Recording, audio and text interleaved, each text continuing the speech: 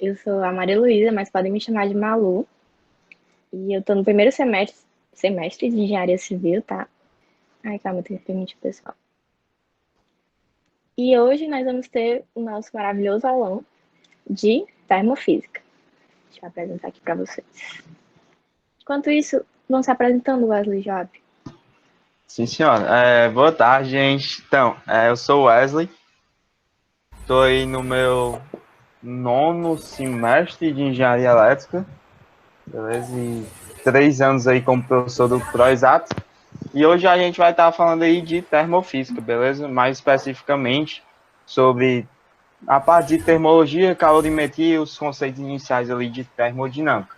Então, fiquem à vontade para tirar quaisquer dúvidas. Eles sempre falem ali no chat, qualquer coisinha e tudo mais, que a gente vai estar aqui justamente para isso. Obviamente, trazendo um pouco da questão do nosso cotidiano, que a gente está convivendo um pouco mais com isso agora, né? Então é isso aí, galera. Qualquer coisa, estamos por aqui. Boa tarde, gente. Eu sou o Joab e vou estar aí com a Malu e o Wesley. Eu sou do PET Engenharia Elétrica, né, UFC?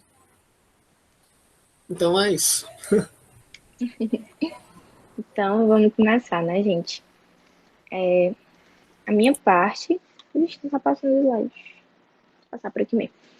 Então, eu vou começar, né, explicando os conceitos mais básicos mesmo, bem inicial. É muito tranquilo essa parte, tá? Qualquer dúvida, como já foi dito, né, vocês podem falar no chat que eu tô aqui olhando, tá? Então, vamos lá. A gente tem que saber diferenciar o que é termofísica ou termologia da termometria, tá?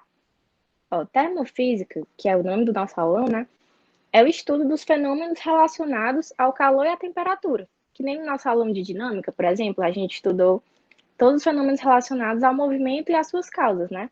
Quando a gente estava na aula de ondas, era tudo relacionado aos fenômenos ondulatórios, né? Quando foi o de ótica, vai ser relacionado à luz, então agora vai ser tudo relacionado a calor e temperatura. Exemplo, transferência de calor, equilíbrio térmico, transformações de gases, mudanças de estado físico, e cada um desses fenômenos a gente vai ver direitinho, tá?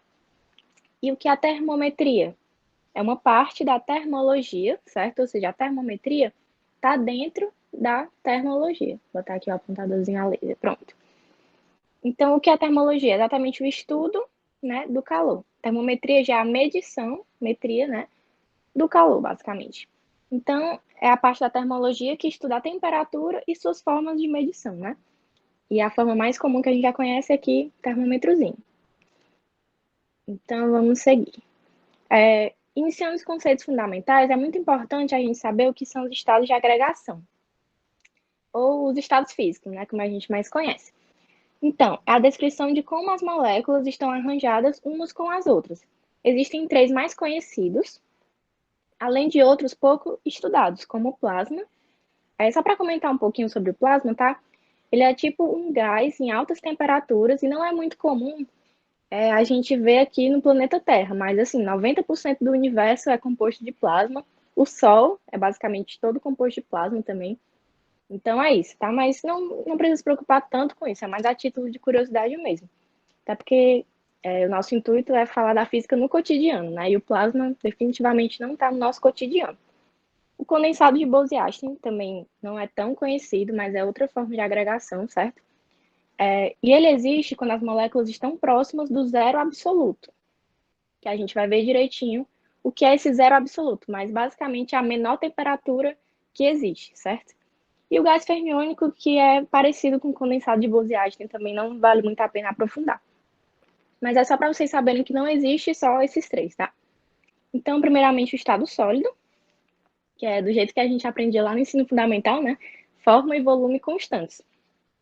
Esse é o estado em que as forças de coesão são mais fortes. O que são essas forças de coesão? São as forças que ligam as moléculas, que fazem elas ficarem mais próximas possível umas das outras, tá? Então, no estado sólido, as moléculas estão lá bem juntinhas, tá? Bem pertinho da outra. Por exemplo, o exemplo mais conhecido é o gelo, né? Então, no gelo, a forma e o volume são constantes. Se a gente botar o gelo dentro do copo, ele não vai adquirir a forma do copo, né? Ele vai continuar ali um cubinho, tá? E ali, tá aqui, ó, as molequinhas bem juntinhas, tá? Então, é força de coesão máxima. No estado líquido, já temos uma forma variada em volume constante. O que quer dizer isso? Que se eu botar o meu líquido em um copo cilíndrico, né, ele vai adquirir essa forma cilíndrica. Se eu botar em um recipiente quadrado, ele vai ficar na forma quadrada, tá? Isso é uma forma variada. Mas por que é um volume constante? Porque não vai mudar o tanto, né, o que a gente chama de tanto. Não vai mudar o seu volume, vai continuar ali o mesmo volume, só vai mudar a forma, né, a forma que ele se apresenta. E aqui as moléculas já estão um pouco mais dispersas, então a força de coesão é menor do que no estado líquido, só que maior do que no estado gasoso, certo? Então, no estado gasoso, né, já adiantando, nós vamos ter a forma e o volume variados. Como assim? Se eu colocar aqui um gás em uma sala, ele vai adquirir todo o espaço possível dessa sala, tá? No gás, a gente tem que ter isso em mente, que ele sempre vai ocupar todo o espaço possível. Se eu colocar em uma sala maior ainda, ele vai ocupar todo o espaço possível dessa sala maior ainda. Então, ele tem tanto a forma como o volume variado, né? Porque ele se adequa de acordo com o recipiente que ele está. E aí, as suas moléculas estão realmente bem dispersas e a força de coesão é bem menor do que no líquido e no sólido, certo? Então, esses são os principais estados de agregação, sólido, líquido e gasoso. Tá aí, ok, né? Qualquer dúvida, podem falar no chat, tá? Se vocês acharem que tá rápido também, fiquem à vontade. Esse aulão é para vocês. Então, continuando nossos conceitos fundamentais, né? Temperatura, grandeza escalar, ó, bem importante. Só lembrando que é grandeza escalar, né? É diferente da grandeza vetorial. Lembra lá do nosso aulão de dinâmica, os vetores, que tem módulo, direção e sentido, temperatura não. A gente vai falar a temperatura de alguma coisa, não tem que falar se está para cima, se está para baixo, né? Não tem nada disso. Por isso que é uma grandeza escalar, porque só tem intensidade, a gente só fala um valor e pronto. Que indica o grau de agitação das moléculas. Lembra que a gente estava falando aqui das moléculas e tal? Então, é exatamente o grau de agitação, o grau que elas vibram, certo? Indicando o seu estado térmico. E quanto maior a agitação, maior a temperatura. Para medi-la, utiliza-se o termômetro. Então, é bem importante ter isso em mente, que quanto maior a agitação das minhas moléculas, a uma maior temperatura elas vão estar. Então, a gente até vai ver mais na frente que esse zero absoluto é exatamente essa ausência de agitação das moléculas, porque está tão frio, mas tão frio que elas nem se mexem, certo? Então, quando alguma coisa está muito quente, é porque as moléculas estão muito agitadas. Você pode pensar, para facilitar o entendimento, né? Pense em uma panela de pressão, assim. Pensa que lá dentro as moléculas estão, assim, explodindo, né? Correndo de um lado para o outro e está muito, muito quente. Então, pode fazer essa associação. Então, temperatura é basicamente isso. Grandeza escalar, que indica o grau de agitação das moléculas. Acabou. Sensação térmica. Isso aqui é uma coisa muito do nosso dia a dia. É a forma como nossos sentidos percebem a temperatura do ar, influenciados pela sua umidade relativa e pela velocidade do vento. Basicamente, trazendo para o nosso dia a dia, a sensação térmica é a nossa forma usual de medir as coisas. É tipo assim, e ela varia, né? De pessoa para pessoa. É tipo assim, vamos dizer que nós temos 3 copos de água aqui, certo? O copo do meio está a uma temperatura mediana, o outro copo está gelado e o outro copo está muito quente. Imagina assim. Aí tá você e o seu amigo. Você coloca a mão no copo que está muito gelado e o seu amigo coloca a mão no copo que está muito quente. Na hora que vocês colocarem a mão no copo que está mediano, vocês vão ter sensações diferentes, certo? Quem estava com a mão no copo muito gelado vai achar que está quente. Quem estava com a mão no copo muito quente vai achar que está gelado. É tipo uma comparação, certo? É tudo muito relativo, é muito influenciado pelo vento, pela temperatura que você estava sentindo antes. Então, é basicamente isso, tá? A sensação térmica é exatamente uma coisa muito relativa, certo? Temperatura e sensação térmica, ok, né? Vamos seguir. Agora, as famosas escalas termométricas, que eu acredito que é a parte, da minha parte, né, aqui é a parte mais importante. Então, são 3 as mais famosas, certo? Aqui nós temos o Celsius, que é o criador da escala Celsius, que é a que nós usamos aqui no Brasil, né? E ela é uma escala centígrada. O que é isso? Que ela apresenta 100 divisões entre o ponto de fusão e o ponto de ebulição. Então, qualquer escala que disser centígrada, já sabe que é porque tem 100 intervalozinhos, tá? E aí nós já sabemos, né, que o ponto de fusão da água é 0 graus Celsius e o ponto de ebulição da água é o famoso 100 graus Celsius. Então, do 0 até o 100, eu tenho 100 unidades, né? Só fazer o 100 menos 0 dá 100. Pronto, então a Celsius a gente já sabe que é esse símbolozinho, né, o que a gente usa normalmente nos termômetros para medir febre, para medir a temperatura do ar de algum incômodo, enfim. Nós já estamos bem familiarizados com ela, né? Aqui nós temos a escala Fahrenheit, que ela é mais usada nos países que falam inglês, né? E ela não é uma escala centígrada. Ela tem 180 divisões entre o ponto de fusão e de ebulição da água, certo? Ó, o ponto de fusão é 32 graus Fahrenheit. E o de ebulição da água é 212 graus Fahrenheit. Então, se você fizer 212 menos 32, vai dar 180, não vai dar 100, né? Por isso, ela não é centígrada. Então, é só uma representação diferente, tá? Na escala Celsius, o ponto de fusão da água é 0 graus Celsius. Na escala Fahrenheit, é 32 graus Fahrenheit. Mas não quer dizer que é uma temperatura diferente. É só uma linguagem diferente, tá? É como inglês e português. Uma palavra tem o mesmo significado em inglês e em português, só muda o jeito que se lê, né? Mas o significado é o mesmo. Então, prosseguindo aqui, né? Temos a escala Kelvin agora, certo? E aqui o famoso Lord Kelvin. Ela é a escala adotada pelo SI, que é o Sistema Internacional de Unidades, assim como metro, quilograma, ou seja, é a escala que a gente mais usa nas contas mesmo, certo? Essa escala é considerada absoluta, pois não possui valores negativos e pode ser determinada diretamente pela vibração dos átomos. Ou seja, a ausência de vibração seria o zero absoluto, que é impossível de alcançar. Então, ela não tem valores negativos, como o Celsius, né, que a gente sabe que, às vezes, um país muito frio está com temperaturas de menos 10 graus Celsius, sei lá, certo? Não existe temperatura negativa na escala Kelvin, por isso ela é chamada absoluta. E nós temos o ponto de fusão da água, representado por 273 Kelvin, e o ponto de ebulição da água, 373 Kelvin. Ela, sim, é uma escala centígrada, porque se você fizer 373 menos 273, vai dar 100, tá? Então, nós temos 100 divisões entre um e outro. E o conceito do zero absoluto é bem importante também você saber que ele existe na teoria, né, mas em prática ainda não conseguiram alcançar esse zero absoluto, que seria exatamente a ausência de vibração das moléculas, né? Então, nós podemos chamar ele só de teórico por enquanto, ok? Então, a escala Kelvin, escala absoluta. Agora, nós vamos ver a relação entre as escalas.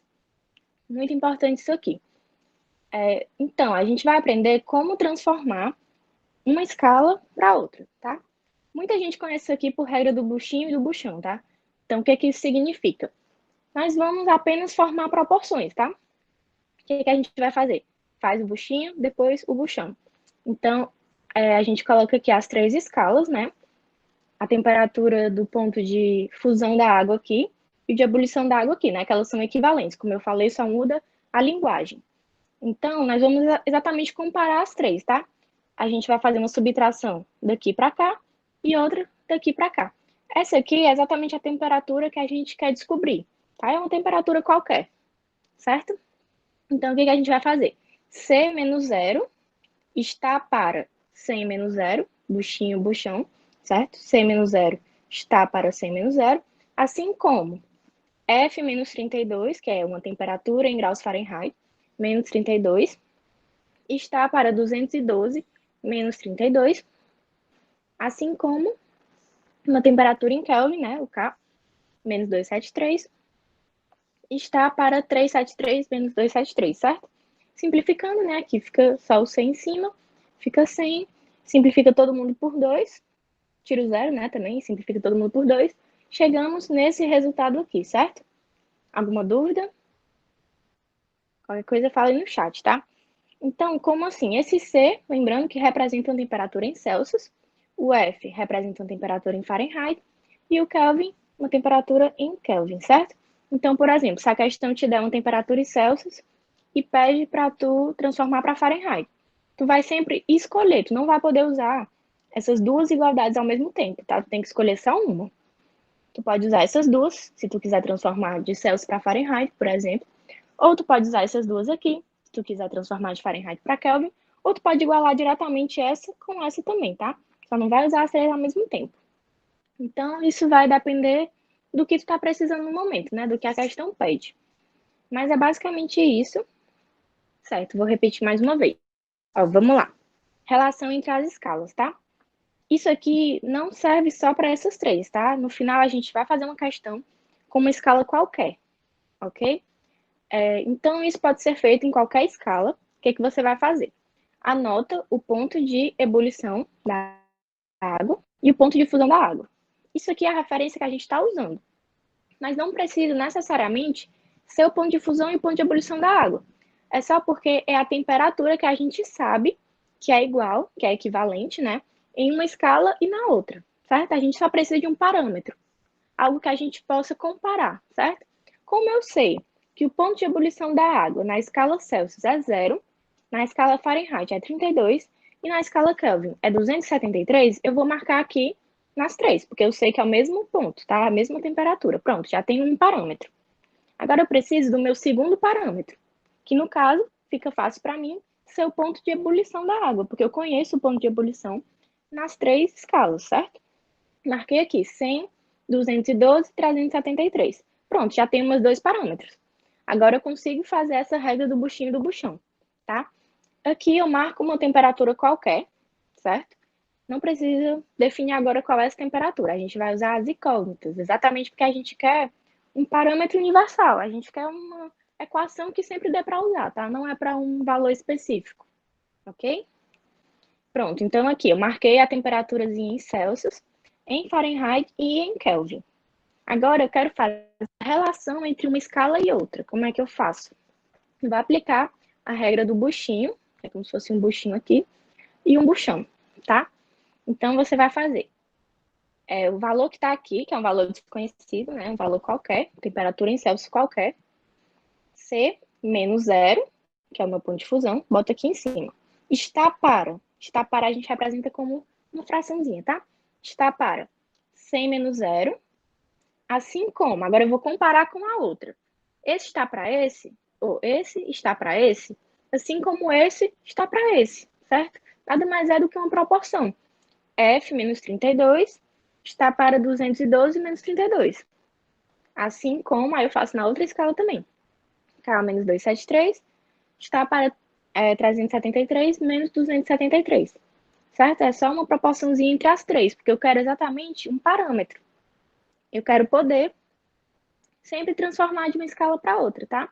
Mas vai ficar melhor quando a gente for ver a questão que é uma escala qualquer, tá? Ele pode te dar, eu tenho aqui uma escala de graus X, assim, uma escala que eu inventei. Aí eu inventei que o ponto de ebulição da água é 70 e o ponto de fusão é 40. Eu ia fazer a mesma coisa. No caso seria um X, né? X menos 40 está para 70 menos 40, assim como C menos 0 está para 100 menos 0, entendeu? Não importa qual é a escala, o que importa é que você tem que ter dois parâmetros, que você saiba o equivalente em uma escala e na outra, e aplicar a regra do buchinho do buchão, certo? Morreu. Então, pronto. E assim, eu vou igualar as três, né? C menos 0 fica C. 100 menos 0 fica 100. F menos 32 fica F menos 32, né? 212 menos 32, 180. K menos 273. E aqui embaixo fica 100. Cortei o zero de todo mundo. Ficou 10, 18 e 10. Simplificando por 2, 10 dividido por 2 ficou 5. 18 dividido por 2 ficou 9. E aqui ficou 5 também. Pronto. Cheguei nessa relação aqui, que eu igualo as três. Só que, geralmente, ele vai te pedir só entre duas, tá? Ele vai te dar temperatura em C e Q em F, certo? Aí tu vai cortar isso aqui. Tu vai usar só essa primeira igualdade aqui. E lembrando, como é que tu resolve uma proporção? Multiplicação dos extremos, tá?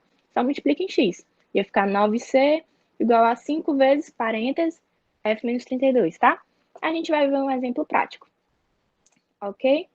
Então pronto, tu vai escolher qual é a igualdadezinha que tu quer usar. Ou esse com esse, ou esse com esse, ou esse com esse. Beleza? Entendeu, né? Mais alguém tem alguma dúvida?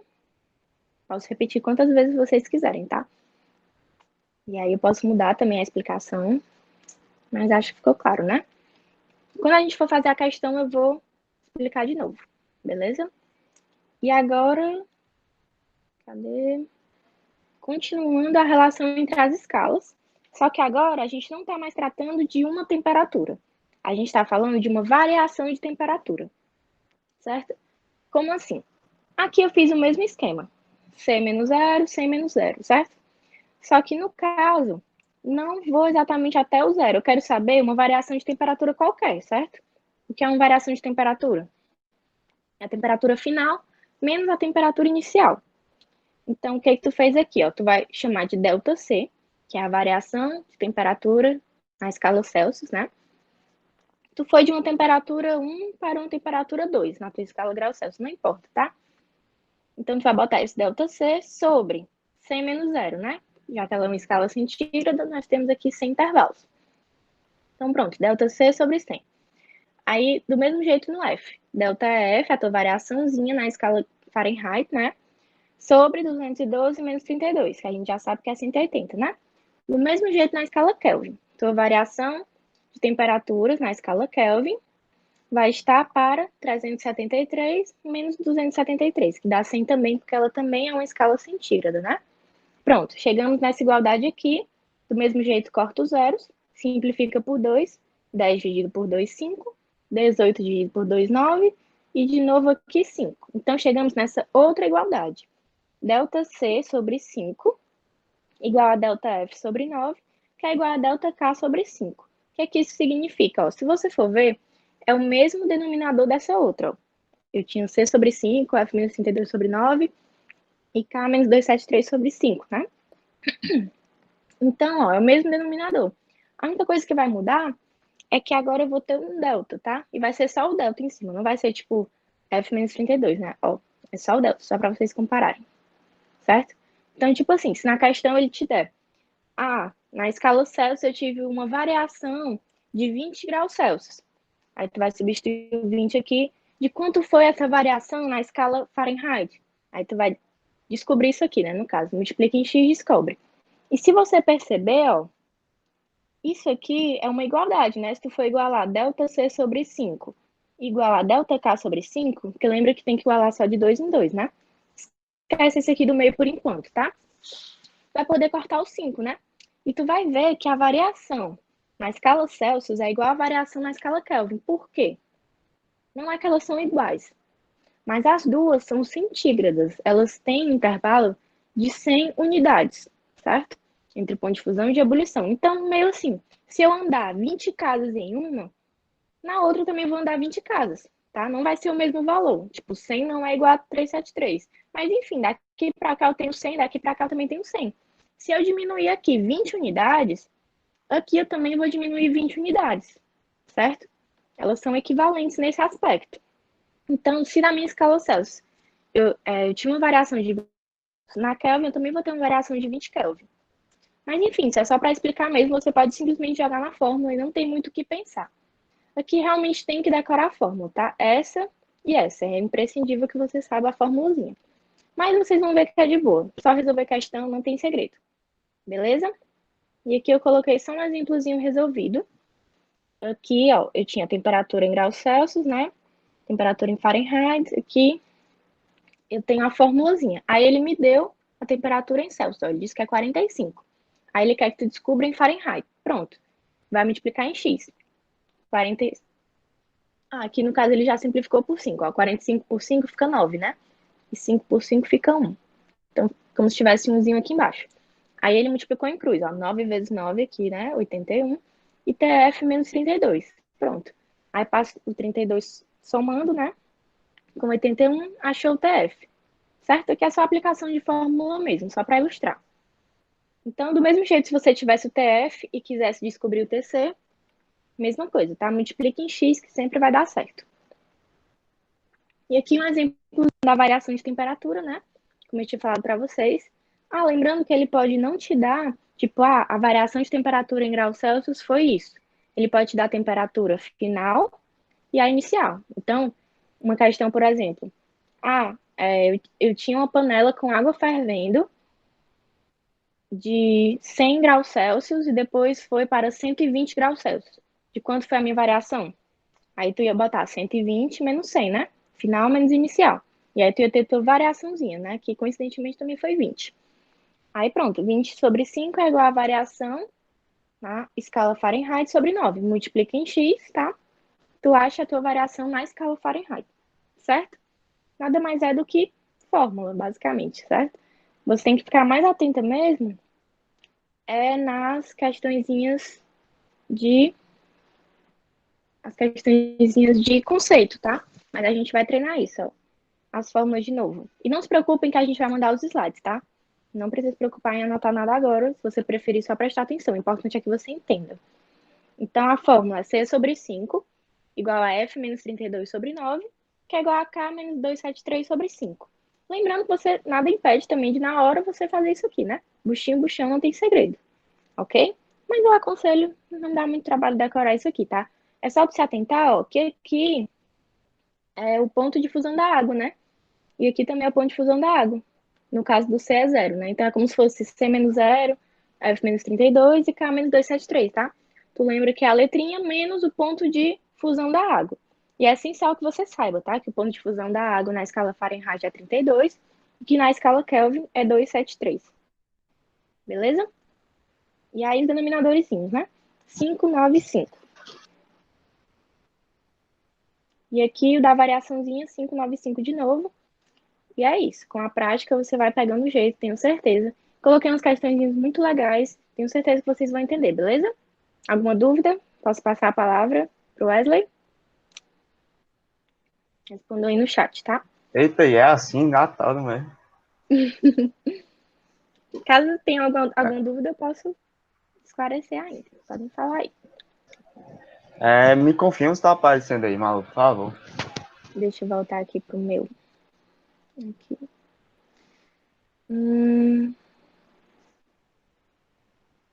Deixa eu ver.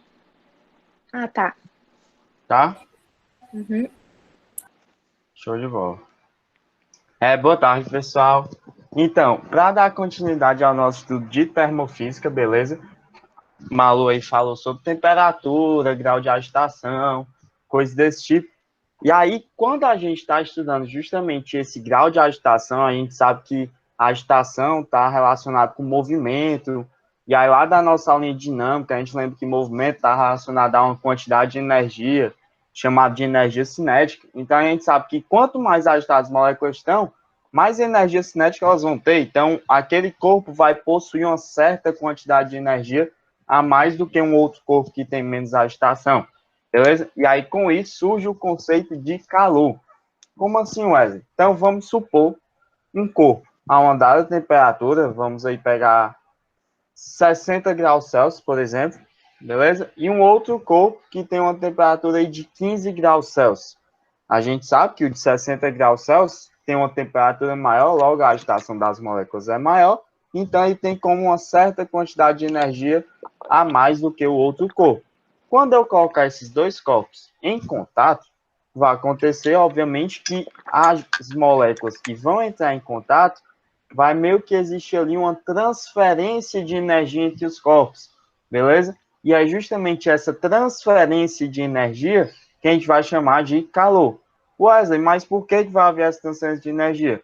Imagina que você está numa festa, beleza? Está numa festa ali, num show bem grande, e todo mundo ao seu redor, numa determinada música, começa a pular muito forte, todo mundo começa a ficar muito alegre, agitado e tudo mais. Pergunta, a tendência é que você siga esse movimento ou que você permaneça lá estático, parado, sendo o único diferentão? O mais normal, certo? A tendência é justamente você seguir esse movimento. Então, meio que a energia das outras partículas vai contagiar a energia daquela partícula que está menos agitada, vamos assim dizer. Então, essa transferência de energia térmica é o que a gente vai chamar de calor. Então, o que a gente tem que saber é que só vai existir calor quando houver uma diferença de temperatura. Beleza? Se dois corpos à mesma temperatura são colocados em contato, não tem o porquê de eles trocarem calor se eles já estão numa mesma sintonia, certo? Agora, quando um corpo está muito agitado e o outro está pouco agitado, meio que eles vão trocar energia térmica até que se estabeleça um ponto em que eles alcancem uma mesma sintonia.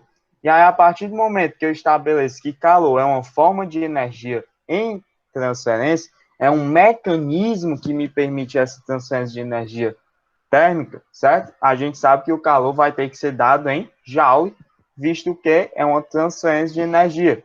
Então, Joule, unidade de energia, a gente já tinha visto isso aí. Beleza? Então, só vai existir calor se houver diferença de temperatura. Wesley, o que é essa atingir a mesma sintonia que tu me falou? É o que a gente chama de equilíbrio térmico, galera. Quando os corpos atingem a mesma sintonia, estão numa mesma vibe, estão no mesmo grau de agitação, é o que a gente chama de equilíbrio térmico. Então, isso acontece quando, se há a mesma agitação, o grau de agitação das moléculas, das partículas é o mesmo. Então, o parâmetro que mede essa agitação, obviamente, vai ser o mesmo. E que parâmetro é esse? A temperatura. Beleza? Então, o equilíbrio térmico é atingido quando a temperatura de ambos os corpos, nesse caso 2, mas pode ser 2 ou mais, estão no mesmo valor. Então, atingiu a mesma temperatura, eu atingi o equilíbrio térmico. Por que mesmo, Wesley? Porque se está na mesma temperatura, não vai ter mais troca de calor. E aí nasce a formulazinha mais conhecida aí do estudo de equilíbrio térmico, que é a soma dos calores trocados no meu sistema, no equilíbrio térmico, é igual a zero. Então, o calor cedido mais o calor absorvido é igual a zero. Como assim, Wesley? Ora, se o corpo A vai ceder calor para o corpo B, certo? A quantidade de calor que o corpo B vai receber é justamente a quantidade de calor que o corpo A cedeu. Beleza? Então, isso aí a gente tem que ter noção. Show de bola? Tranquilo, galera? Beleza? Qualquer dúvida, vocês falam aí no chat que o meu ponto me passa aqui, beleza? Então, vamos lá. Mecanismo de transferência. Então, vamos lá, galera. Se eu disse que calor é essa transferência de energia, aí surge uma pergunta, obviamente, que é como vai se dar essa transferência? E aí tem os 3 tipos mais comuns aí, galera. Condução. O que vem a ser a transferência por condução? Foi justamente bem parecido com o exemplo lá que eu dei da galera no show, certo? Então, vamos supor aqui, ó, que eu tenho aqui esse sistema em que eu tenho uma fogueira aqui, né, vamos assim dizer, uma fonte de calor mesmo. E aí, o que é que acontece? Essas partículas da minha frigideira que estão aqui em contato, elas vão receber mais essa energia, certo? Então, elas vão começar a vibrar mais. Quando elas começarem a vibrar mais, vai passar esse fenômeno para a partícula vizinha, certo? Deixa eu ver se eu consigo desenhar aqui para vocês entenderem um pouquinho melhor. Então, ó, tenho aqui, estou recebendo calor. Então, essa partícula aqui vai começar a vibrar mais, que ela está recebendo energia, está convertendo em energia cinética, está vibrando mais. E aí vai passar esse efeito, ela vai começar a bater na outra partículazinha que está aqui do lado. E aí essa vai começar a bater na que está aqui. E aí vai nessa brincadeira aqui. Então, todas as partículas do corpo vão começar a esquentar mais, né? Vão receber mais energia térmica. Então, é como se fosse realmente esse efeito cascata, que a gente chama, que uma partícula vai transferindo a informação para a outra. Beleza? Então, é mais ou menos isso. Convecção. Galera, convecção, a gente vivencia isso aí direto, que é basicamente o movimento de fluidos, que podem ser gases ou líquidos, pela diferença de densidade. Diferença de densidade, Wesley? Como assim? Vamos lá, galera. Seguinte, a gente sabe que densidade, certo? Densidade é igual a massa sobre volume. Então, vamos imaginar aqui uma certa massa de ar, tranquilo? Então, uma certa massa de ar, e eu vou começar a fornecer energia térmica para essa massa de ar. O que é que vai acontecer? Minhas partículas vão se agitar mais. Top! Elas se agitando mais, elas vão aumentar a sua temperatura. Aí, imagina, tem uma certa galera com essa agitação e eu começo a agitar mais, mais e mais e mais. O que é que está acontecendo? A separação entre as partículas está aumentando. Então, vamos pegar aí o exemplo que a Malu deu do gás dentro de uma sala. Beleza? Se eu estou fornecendo, o gás vai querer aumentar a separação entre as partículas, certo? Por quê? Porque aumentou a agitação, elas querem se espalhar. Quando elas se espalharem, esse volume aqui, ó, vai aumentar. Só que quando esse volume aumentar, eu não coloquei mais gás ou tirei mais gás. O que aconteceu é que o espaço aumentou. Então, a quantidade de massa não muda. Se eu tenho R$ 10 para dividir para 2 pessoas, cada uma recebe 5. Agora, se eu tenho R$ 10 para dividir para 5 pessoas, cada uma recebe 2. Se eu estou mantendo o meu numerador constante e estou aumentando o meu denominador, o meu resultado está diminuindo. Então, olha para cá, mantive a quantidade de gás, só que o volume dele aumentou. O que é que acontece com a densidade? Vai diminuir, certo? Então, o gás que está mais quente, com maior energia, ele tende a ter uma densidade menor. E aí a gente aprende que corpos de densidade menor, eles ficam acima de corpos com densidades maiores. Então, o que é que vai acontecer? É que o ar quente, ou nesse caso o ar, né? Mas o fluido quente vai subir e o fluido frio vai descer. E aí depois esse fluido frio vai esquentar, vai ficar mais quente que o ar de cima e vai trocar de canto de novo. E aí vai ficar nessa brincadeira, de ficar nesse sentido rotacional aí, que é o que a gente consegue perceber aqui na nossa chaletazinha, por exemplo. O ar quente, no caso a água aqui, né? Subindo e o frio descendo. E aí essa troca que vai me permitir transferir energia para todas as minhas partículas. Beleza? Então, lembrem sempre disso. Por isso que a gente coloca o ar-condicionado em cima. Porque o ar quente sobe, quando o ar quente subir, o ar-condicionado vai fazer ele esfriar, ele vai descer, vai resfriar o ambiente lá de baixo, quando ele esquentar de novo. Ele sobe, esfria e desce. Então, o ar-condicionado, na verdade, ele está colocando, ele está resfriando o ar quente lá de cima e está fazendo com que ele desça por causa da densidade, certo? Então, convecção diz respeito à densidade de fluidos devido à diferença de temperatura. E radiação é a mais simples, galera. É aquela que é transferência por meio de onda eletromagnética, certo? Então, aqui eu tenho, por exemplo, o meu Sol, ele está enviando radiação, né? Ultravioleta, infravermelho, enfim, todas elas. Beleza? A gente aprendeu isso aí na nossa aulinha de ondas. E aí, ó, essa radiação é uma onda eletromagnética. E a gente sabe que onda é um fenômeno físico que transfere quantidade de movimento e energia sem transferir massa. Então, aqui eu estou transferindo energia, beleza? Então, a gente tem aqui uma transferência de energia térmica. Então, irradiação, convecção, movimento dos fluidos e condução, o efeito dominó, o efeito cascata das partículas. E é interessante que eu vou ter a garrafa térmica para a gente ter noção do porquê ela ser feita assim. Se você já quebrou, já viu dentro de uma garrafa térmica, ela tem uma superfície espelhada.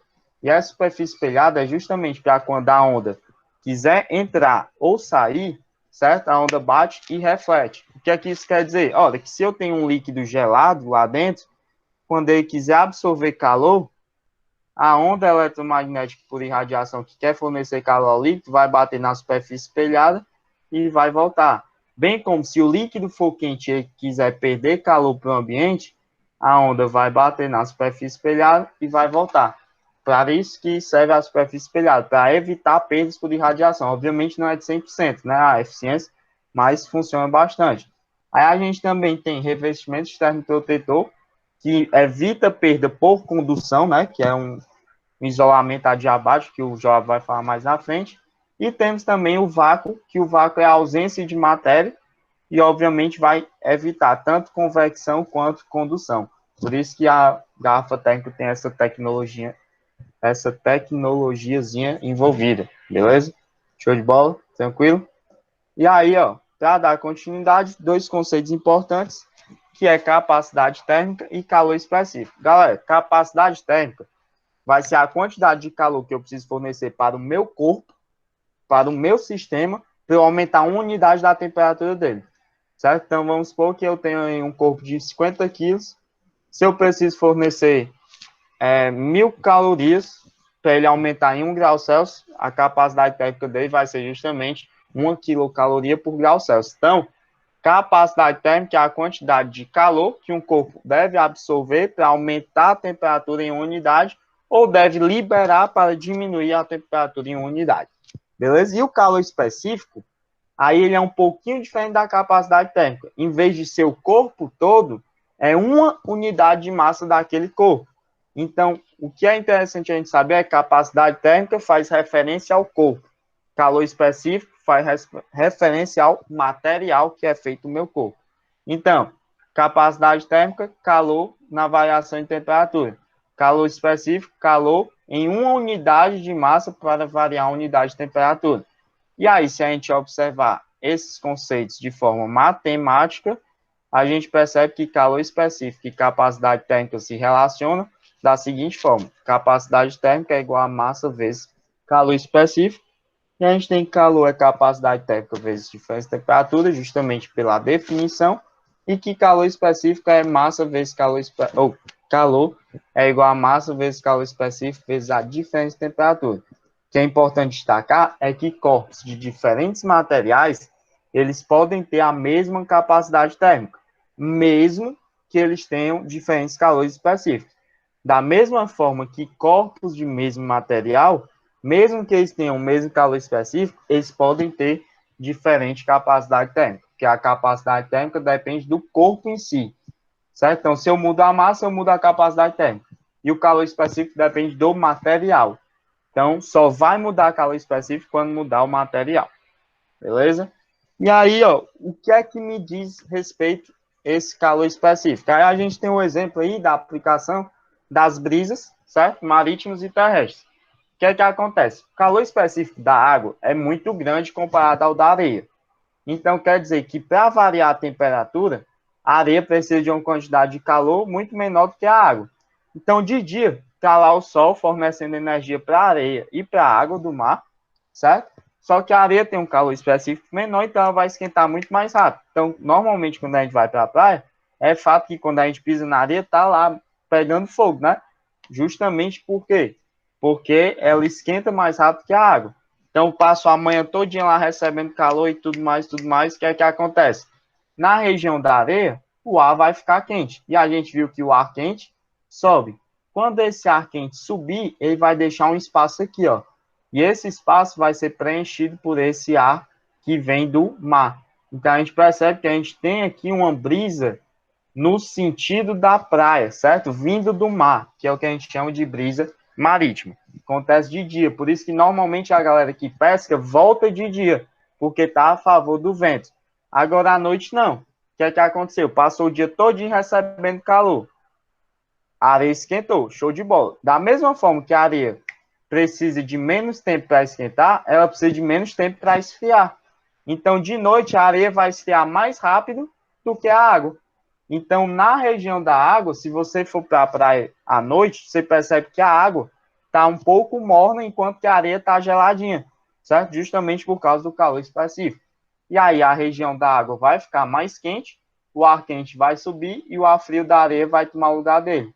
E vai ficar esse movimento aqui que a gente chama de brisa terrestre, porque vem da terra no sentido do mar.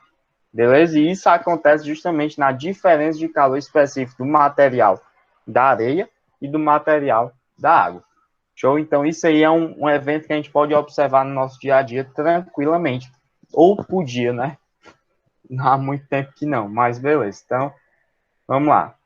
E aí, para finalizar, os tipos de calor. Galera, 2 tipos de calor existem. Calor sensível, calor latente. O calor sensível está relacionado à minha mudança de temperatura, certo? A energia que eu preciso fornecer para que o meu corpo tenha uma maior agitação das moléculas e varie sua temperatura. Que a gente viu lá atrás, né? Que é calor é igual a massa vezes calor específico vezes ΔT. Quando a gente definiu justamente essas grandezas, a gente chegou nessa expressão. Então, calor sensível, mudança de temperatura. É sensibilidade à variação de temperatura, vamos assim entender. Já o calor latente, ele é uma grandeza importante, que ele informa a quantidade de calor envolvida na mudança de estado físico dos meus corpos.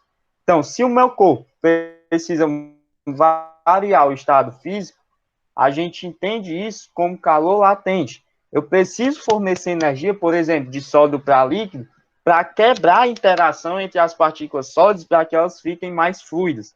Da mesma forma que de líquido para gasoso.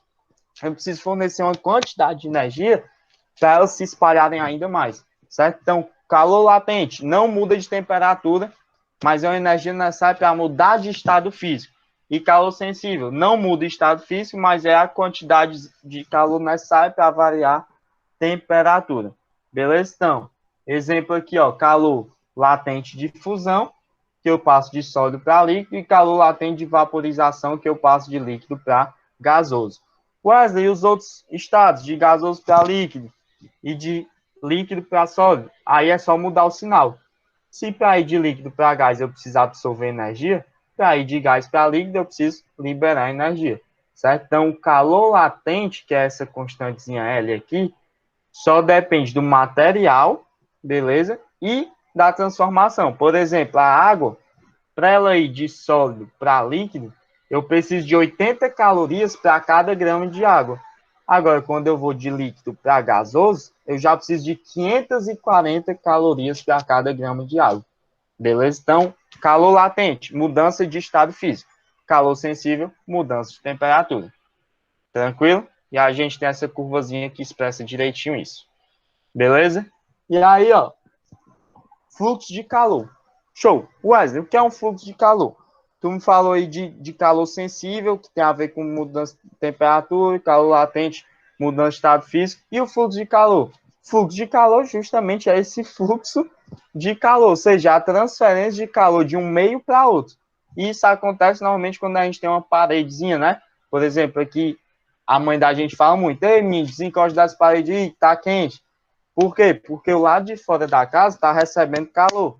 E a gente viu naquela figurinha lá que, por condução, vai transferir calor para o meio interno, certo? E aí esse fluxo de calor, ele é dado justamente pela quantidade de calor que eu transmito no tempo, certo? Então, tantos joules por segundo. E aí, normalmente, agora confundir em prova, porque esse fluxo aparece em watts, que é justamente watt é potência, potência é energia sobre tempo. E joule na energia e tempo na segundo.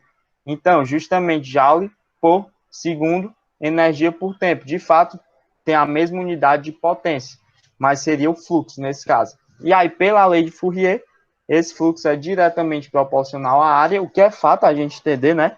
Quanto maior for a parede, mais fácil de transferir calor. Só que se eu aumentar a espessura da parede, certo? Mais difícil vai ser de passar calor de um lado para o outro. Então, é proporcional à área e inversamente proporcional à espessura. E, obviamente, quanto maior for a diferença de temperatura, mais energia eu quero ceder. Então, maior vai ser o meu fluxo.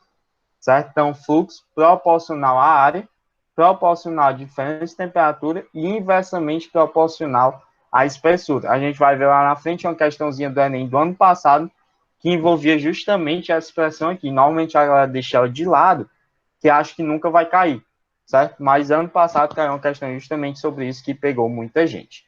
Beleza? Tranquilidade, galera? Show de bola? Então, se não tiver nenhuma dúvida, eu passo minha palavra para o mito Joab. E aí, galera? Só agitar aqui.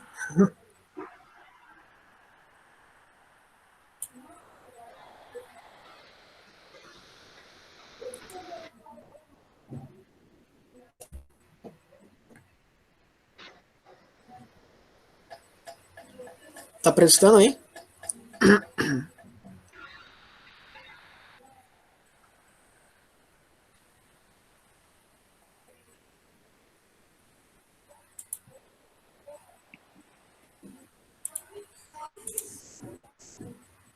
Não tá aparecendo ainda não, Joab.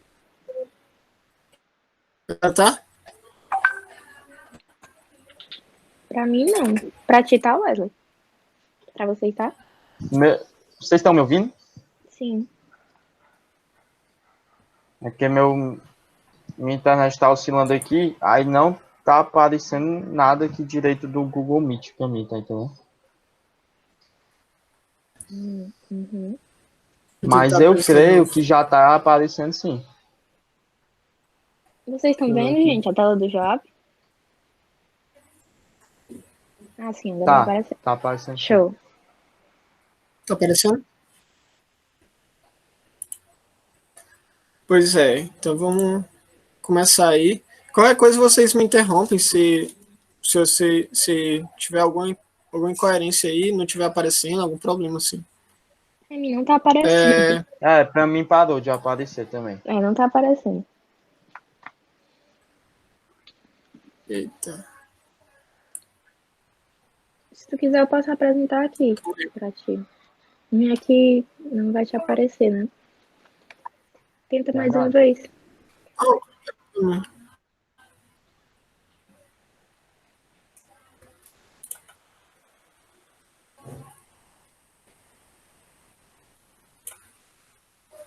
O que tá aparecendo aí? Tu clica em apresentar, aí o que acontece? É porque tá parecendo como se já estivesse apresentando aqui. Para de Mas apresentar e bota para apresentar de novo. eu vou tentar. É exatamente isso. Tipo, como eu que vou ficar passando na hora das questões, se tu quiser eu Agora, apresento, mas seria legal tu apresentar para tu aparecer. tá aparecendo Não, agora? agora Pera, agora tá aparecendo. carregando. Pronto, Foi. agora vai. Foi? Foi. Agora ele vai já pedir pra tu clicar em ocultar. Beleza.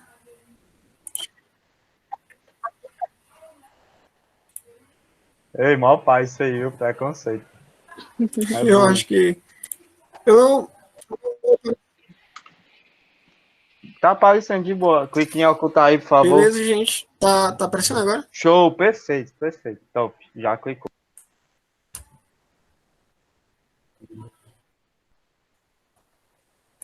Pronto. Beleza, eu vou. O Wesley já falou de calorimetria, a Malu falou de termologia, né? E eu vou falar da termodinâmica. O Vitor nem botou Nossa, o tá dando calendário. problema aqui.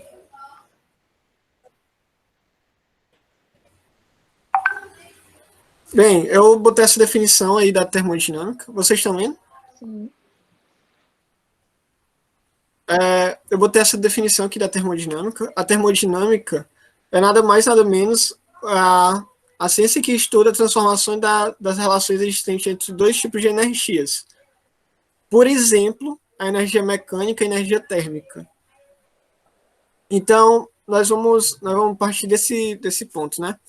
E antes de explicar as leis da termodinâmica em si, eu vou explicar as três particularidades que a gente tem que entender de energia, né? Os três conceitos de energias que a gente tem que entender para entender a primeira lei da termodinâmica, do jeito que ela é definida pela termodinâmica, né? Pelos livros de física.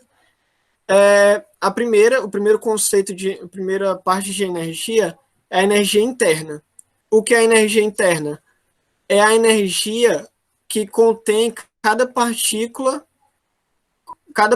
de um sistema. Então, é a energia de vibração das moléculas, por exemplo, a energia de translação das moléculas, como elas estão se movimentando, como elas estão rotacionando.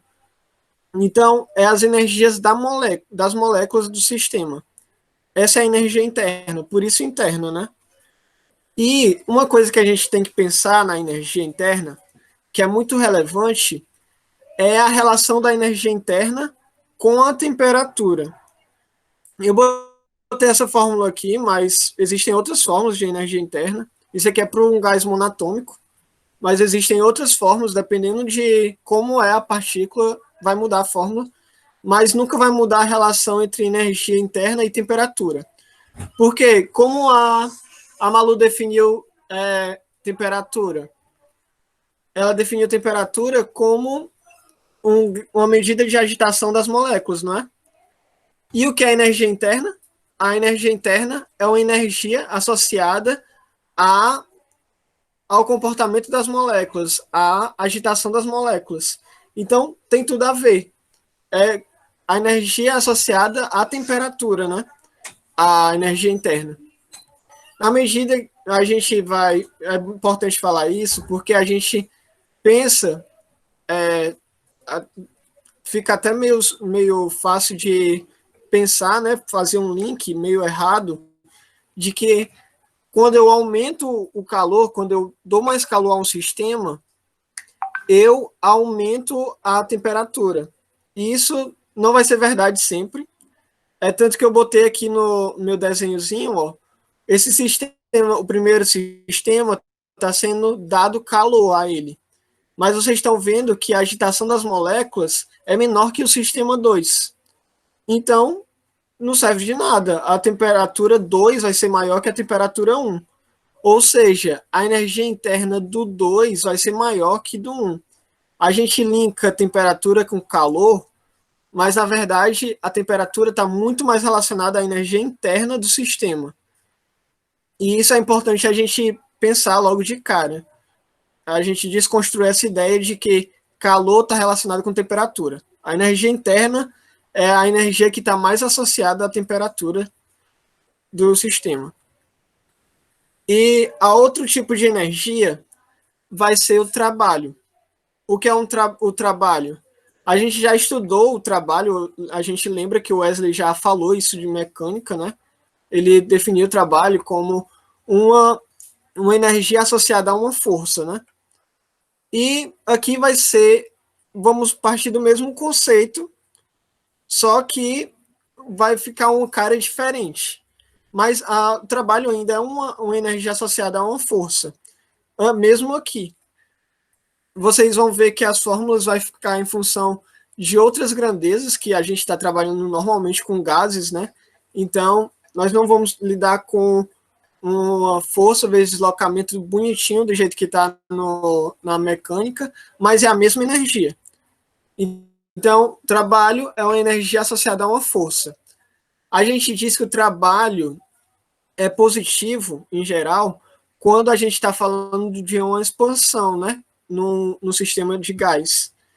Quando o sistema expande, o trabalho é positivo. Quando há uma compressão, o trabalho é negativo. Ou seja, o gás recebe trabalho. A gente diz que o gás recebe trabalho, por isso ele comprimiu. E o gás realiza trabalho quando ele expande. É só a gente perceber que o gás está empurrando esse êmbolo. Para expandir, ele empurra o êmbolo. E para comprimir, ele está sendo empurrado pelo êmbolo, né? Então ele está sofrendo trabalho, está recebendo trabalho. E em geral, vocês vão entender um pouquinho mais para frente, mas eu já vou adiantar que o trabalho é uma medida mais organizada que a outra medida de energia que a gente vai falar, que é o calor. Esse conceito de organização vai vir um pouquinho mais para frente, mas eu já vou falar que o calor é uma energia mais organizada. É só pensar que o trabalho ele é uma forma útil, né? Ele está sendo posto para empurrar uma coisa, né? O calor ele vai ser dissipado aleatoriamente. Mas o que é o calor? O Wesley já falou de calor, né? O calor é uma energia em trânsito, como o Wesley já falou, né? Então o Wesley falou que o calor vem de uma temperatura. O calor é uma energia que passa de uma temperatura mais quente para uma temperatura mais fria. Então a gente tem essa energia que é meio desorganizada, mas ela segue um fluxo que depende das temperaturas. Por isso a gente meio que confunde o calor com a temperatura. A relação é só de direção. Relação entre temperatura e calor é só de direção do fluxo de calor. Mas o calor não está diretamente relacionado à temperatura, ou seja, você pode aquecer um sistema e mesmo assim ele não aumentar a temperatura. A gente vai falar isso na primeira lei da termodinâmica. E o que é se eu estiver indo muito rápido, vocês me interrompam. Se quiserem que eu repita alguma coisa, só falar, que eu também não estou vendo o chat. A gente diz que o calor é recebido pelo sistema, ou seja, a gente diz que quando o calor é recebido pelo sistema, a gente diz que o calor é positivo, na física, né? E quando o calor é cedido pelo sistema, o calor é negativo. Isso é um conceito que a gente define na física. Em outras matérias, como a química, vai definir de uma outra forma, né? Mas é muito legal porque a gente está pensando no sistema, na física, né? Então, se o sistema perde calor, ou seja, o calor é cedido, então o calor é negativo. Mas se o sistema recebe o calor é positivo. Bom, explicando os três conceitos de energia que a gente pensa na termodinâmica, a gente pode partir para a primeira lei da termodinâmica. A primeira lei da termodinâmica vai envolver os três tipos de energia, que é a energia interna, o trabalho e o calor. Na verdade, falar bem a verdade, a primeira lei da termodinâmica, é nada mais, nada menos o princípio da conservação de energia que vocês já viram na mecânica. Ou seja, a energia não some de uma hora para outra. Ela só passa de um calor, de uma energia, ela se transforma em outro tipo de energia, ou então de um ambiente ela sai para outro ambiente, mas ela não some. Então, a primeira lei da termodinâmica vai falar justamente isso. A energia não some. Então, se eu tenho um sistema e eu insiro calor nesse sistema, esse calor aqui, o calor útil, né, ele pode virar energia interna ou trabalho dentro desse sistema. Ou então ele pode até ser liberado para fora do sistema, né? Então, voltando aqui. Então, o calor... Então, o que a gente tem na primeira lei da termodinâmica? Que o calor total aqui que eu cedo é igual à energia interna, que vai ser transformada, o calor vai ser transformado em energia interna e em trabalho. Então, nada mais o que acontece é justamente o que acontece na mecânica. É o mesmo princípio. É o princípio da conservação de energia. E esse é a primeira lei da termodinâmica. A energia interna pode virar calor e trabalho também da mesma forma. O trabalho pode virar energia interna e calor da mesma forma. Por isso, ó, eu expliquei que se eu inserir calor, pode ser que não aumente a temperatura, né? Porque pode ser que o sistema realize trabalho e não aumente a energia interna, que é a energia relacionada à temperatura, né? Então, desvincular totalmente calor com temperatura não tem nada a ver, mas energia interna tem. Ah, e uma outra coisa, esqueci de falar de trabalho. Trabalho, como vocês podem ver, está relacionado com volume, né? Diretamente relacionado com volume, intimamente relacionado com volume. Se eu aumento o volume do gás, eu expando. O trabalho é positivo. Se eu diminuo o volume do gás, eu comprimo, o trabalho é negativo. Então, energia interna relacionada à temperatura, trabalho relacionado a volume. E agora, ainda na primeira lei da termodinâmica, a gente tem algumas transformações notáveis que um sistema pode estabelecer. A primeira transformação notável é a transformação isotérmica. Ou seja, que nessa transformação, durante toda a transformação, eu mantenho a mesma temperatura. Se a energia interna está intimamente relacionada à temperatura, e eu fui muito enfático em falar nisso, então significa o quê? Se ele mantém a mesma temperatura, a variação da energia interna é zero, porque a energia interna inicial de um ponto é igual à energia interna do outro ponto, porque a temperatura dos dois pontos também são iguais. Então, a energia interna sendo igual, se a gente voltar para a primeira lei da termodinâmica, o calor é igual ao trabalho. Então, a gente tem essa pequena relação aqui do trabalho igual ao calor. E a gente tem um gráfico nessa transformação, que é o gráfico PV, na minha opinião, e na opinião de quem vê o vestibular, né? É o gráfico mais importante que vocês têm que saber. E as curvas que representam uma transformação isotérmica, a gente chama de isotermas. E à medida que essas isotermas ficam afastadas da origem, então a temperatura vai ser maior, de modo que essa temperatura aqui, ó, roxa, vai ser maior que a temperatura azul, e a temperatura verde maior que a temperatura azul também. Bem, é isso. Uma transformação isométrica é uma transformação que tem volume constante, ou seja, ela mantém o mesmo volume, né? É como se eu tiver um êmbolo, o êmbolo não se movesse. Vai acontecer a transformação, mas não vai acontecer uma alteração de volume. Se não acontece alteração de volume, o trabalho é zero. Se o volume é zero, o trabalho é zero. Então, na isométrica, o que vai acontecer? Se o trabalho é zero, a gente tem na primeira lei da termodinâmica, só substituindo naquela formulazinha, que calor é igual à variação da energia interna. E aqui a gente tem o famoso gráfico PV de novo, ó. Nesse gráfico, a gente tem que a isovolumétrica é dessa forma, porque note que aqui só tem um volume. O que está alterando é a pressão. As outras grandezas alteram, mas o volume não, ó. Durante toda a transformação, o volume permaneceu o mesmo. E aqui a gente tem um outro gráfico que é muito comum também a gente aparecer, que é o PT, nesse caso, no caso dessa transformação. E nesse caso, ele é importante porque ele diferencia os volumes e é um pouquinho mais complicado de diferenciar os volumes, né? Os volumes são diferenciados pela inclinação. À medida que ele se inclina mais, quanto mais inclinado, ó, maior o volume. Então, esse volume 3 aqui, vermelho, é mais inclinado que o volume 1, por exemplo. Então, esse volume 3 é maior que 1. Aqui no gráfico PV seria óbvio, né? É só pegar um volume aqui constante e seria linhas à frente da linha que eu estou dizendo que é o volume menor, né? Lembrando que essa reta aqui mede volumes, essa daqui pressão.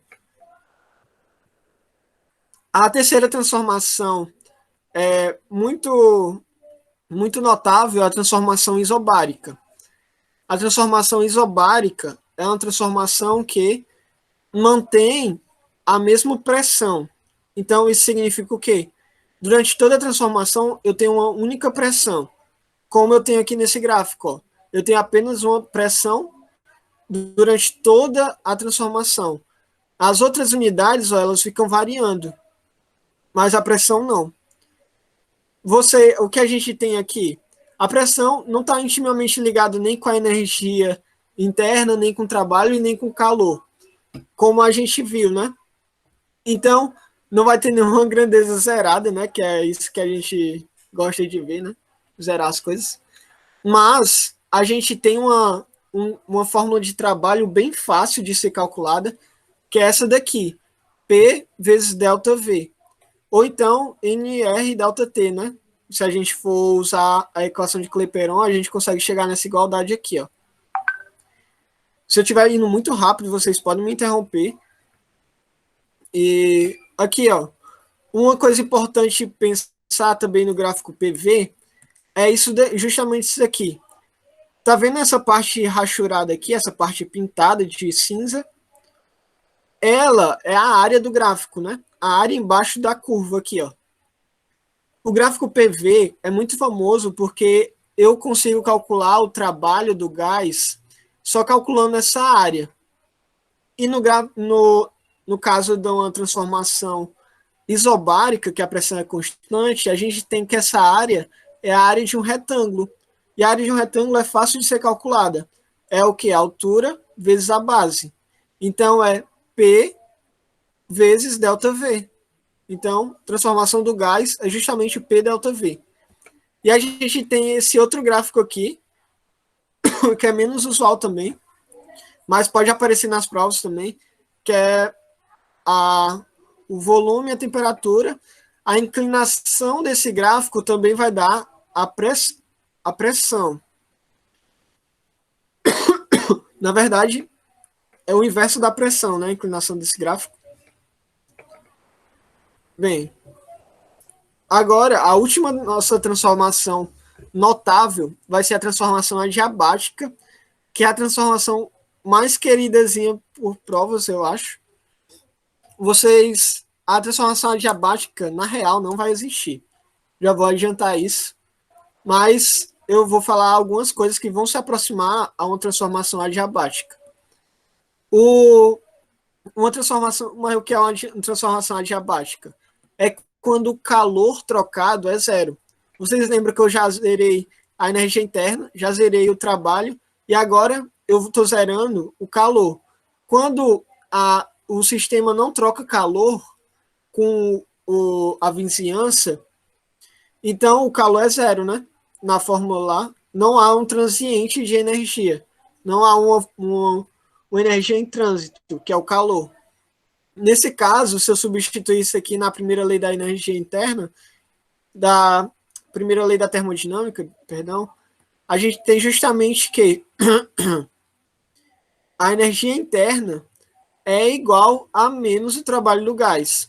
Observe que isso aqui vocês nem precisam decorar, é só saber a primeira lei da termodinâmica, da forma que ela é apresentada, e aí zerar o calor. Se vocês zerarem o calor, vocês vão ter automaticamente essa formulazinha aqui, ó. Assim como vocês vão ter as outras fórmulas. Então, a fórmula que vocês precisam se preocupar é, na verdade, a primeira lei da forma que ela é apresentada para os gases. Bem, eu já adiantei que a transformação adiabática não vai existir na vida real, porque não existe um sistema tão isolado que não troque calor. Mas, idealmente, ele existe e a gente pode chegar num sistema muito próximo disso. Como o Wesley falou, aquelas garrafas, as garrafas que mantêm a mesma temperatura, né, as garrafas térmicas, como é a nossa garrafa de café, a nossa garrafa que mantém água gelada, né, elas são garrafas próximas a um sistema adiabático. Elas são sistemas próximos ao sistema adiabático. Elas tentam impedir ao máximo que o calor seja trocado com o ambiente para manter a água, o café na mesma temperatura ali, né?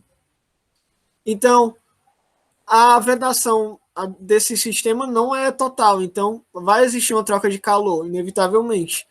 Mas ela pode se aproximar a uma transformação adiabática. E um outro exemplo de uma transformação adiabática é, por exemplo, quando você sopra na mão. Se você fizer esse experimento, que é bem simples, né?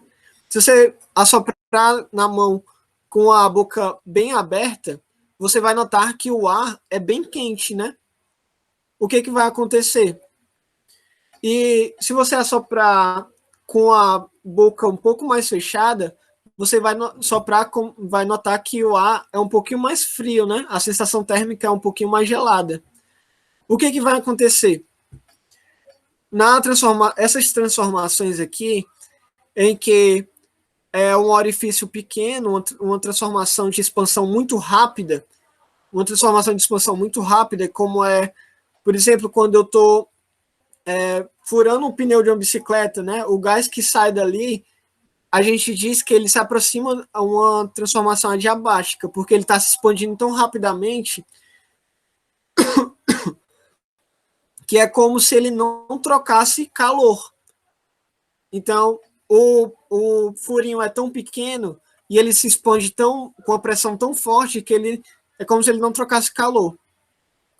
E numa transformação adiabática, no gráfico PV, o que vai acontecer? É justamente essa linha aqui essa curva aqui, que a gente vai chamar de adiabática. Ela é bem parecida com a isoterma, mas ela é um pouquinho mais inclinada que a isoterma. Ou seja, se eu passo de um ponto para outro, eu vou ter, se eu aumento se eu expando, né? Se eu tenho uma expansão, o que vai acontecer? A temperatura vai diminuir. Por isso, a sensação térmica de que o ar aqui está ficando mais frio, porque a transformação vai se aproximar, tem uma expansão tão brusca do ar que ele vai se aproximar a uma transformação adiabática. Lembrando que a expansão brusca é porque ela está fechando a boca, ó. Então, o que vai acontecer? A temperatura do gás, ela diminui pela transformação adiabática, né? Então, é justamente isso.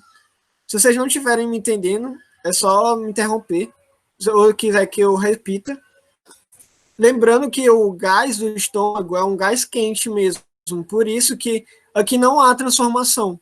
A gente não considera que há uma transformação adiabática, por isso o gás sai com a temperatura que ela vem do pulmão. O pulmão tem alta pressão, né? É um gás em alta pressão, então ele é quente mesmo. Mas aqui há uma transformação adiabática, ela fecha na boca. Bem, isso foi para explicar a primeira lei da termodinâmica. Primeira lei da termodinâmica, revisando, só uma conservação da energia. Nada mais do que isso. Para os gases, eu defino particularidades, tipos de energias, só para formar aquela formulazinha. Mas tudo que conserva energia é a primeira lei da termodinâmica. Ou seja, quando Wesley trabalhou com conservação de energia lá na mecânica, ele já estava falando de primeira lei da termodinâmica. Então é bom deixar claro isso. A gente só está falando disso em relação a gases. Então é um contexto um pouquinho diferente, mas é a mesma coisa. E agora, para entender a segunda lei da termodinâmica, eu vou definir antes o que é entropia. A entropia é uma medida de desordem do sistema. Vocês lembram que eu disse que o calor é uma energia mais organizada do que o trabalho?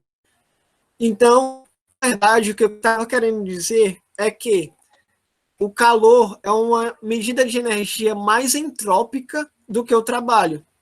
Ou seja, ela se dissipa mais. Ela tem mais ordem no sistema, ela se espalha melhor. O trabalho tem uma finalidade bem específica, né? E uma outra forma de entender a entropia é justamente o que a Lu já falou de da agregação dos retículos, dos estados físicos, né?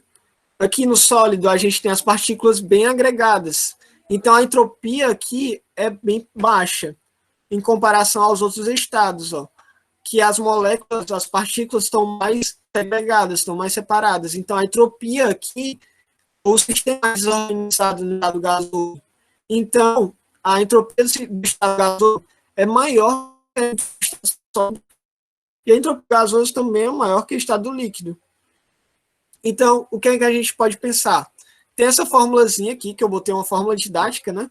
Porque, na verdade, a gente vai ter umas fórmulas um pouco mais avantajadas, dependendo de como a gente está falando, de que nível a gente está falando, né? Aqui eu vou trazer uma análise pensando numa temperatura constante. Lembrando que entropia, como vocês podem ver, é calor por temperatura, né, nessa fórmula simplificada. Então, a entropia ela tem unidades no SI de Joule por Kelvin. Joule, unidade de calor, lembrando, e Kelvin, unidade de temperatura. Então, entropia é Joule por Kelvin. O que vai acontecer? Se eu analisar com o sistema com a mesma temperatura, né, com temperatura constante, o que vai acontecer? Eu posso pensar simplesmente no calor. Ou seja, se o sistema recebe calor, ou seja, calor é positivo, a entropia vai aumentar. Lembre-se que o calor é uma energia muito entrópica. Então, se ele recebe calor, o sistema vai ficar com um pouquinho mais de calor ali dentro, né, como energia. Então, a entropia vai aumentar. Da mesma forma, se o sistema libera calor negativo, a entropia diminui, a entropia negativa. E se o calor não troca, e se não há troca de calor, então o sistema não varia a entropia. Por que esse conceito é muito importante para a gente entender a segunda lei da termodinâmica? Porque da forma que eu vou definir a segunda lei da existem duas formas de definir a segunda lei da termodinâmica. Existe uma forma que eles pensaram mais antigamente, quando eles criaram máquinas térmicas, quando eles criaram as máquinas térmicas, os físicos, né? E há uma forma mais atual, quando se definiu o que é entropia, porque a entropia é um conceito bem depois das máquinas térmicas. Então, vou falar logo do conceito mais atual de segunda lei da termodinâmica. E, embora isso vai parecer um pouquinho difícil, na verdade não é tão difícil. O que a gente tem que entender aqui é que existem transformações reversíveis e transformações irreversíveis. O que a gente considera uma transformação reversível? É uma situação em que o sistema pode voltar ao estado inicial sem a ação de um agente que vai interferir no sistema, que vai interferir na transformação. Ou seja, naturalmente, o sistema tende a voltar para o seu estado que ele estava antes. A gente diz que essa transformação aqui, ela tem uma entropia negativa. Ou seja, é uma transformação que ela tende à organização, ela tende a ficar mais organizada, né? Ela tende a voltar ao estado inicial, então o estado inicial já era mais organizado que o estado final. E uma transformação irreversível é justamente o contrário. É um sistema que não volta espontaneamente ao seu estado inicial. Nesse sistema, dessa transformação, a gente diz que a entropia é positiva. Na verdade, o que é a segunda lei da termodinâmica que eu vou falar aqui é justamente que existem muito mais transformações irreversíveis no sistema.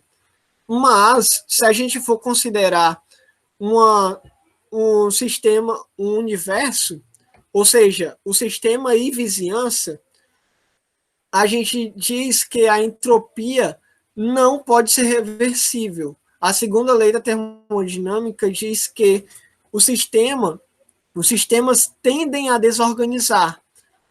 Isso é muito importante porque, justamente meio que trazendo uma física um pouquinho mais avançada, isso vai definir que o universo está aumentando, por exemplo, ao longo do tempo, que o tempo não pode retroceder, ou seja, não podemos criar uma máquina do tempo voltando no tempo. Não é uma impossibilidade tecnológica, é uma impossibilidade física, ou seja, nem que a tecnologia avance infinitamente, isso daqui não vai poder ser acontecido, né? Porque a entropia ela tende a aumentar dos sistemas. A entropia do universo tende a aumentar. Então, mesmo que eu tenha uma transformação reversível pontualmente, significa que se eu olhar para um sistema um pouquinho maior, você vai ver que essa transformação aqui está sendo compensada por alguém realizando um trabalho, ou realizando alguma coisa que vai desorganizar o sistema. Que ele vai tender a organizar o sistema, né? Bem, mas essa é uma definição um pouco mais complicada. Eu entendo isso também. E um pouquinho menos prática, né? Da segunda lei da termodinâmica. A segunda definição para a lei da termodinâmica vai vir justamente com o conceito de máquinas térmicas. E essa é a primeira ideia que a gente tem de segunda lei. O que são máquinas térmicas? É melhor a gente explicar logo, né? São dispositivos que transformam a energia térmica em energia mecânica.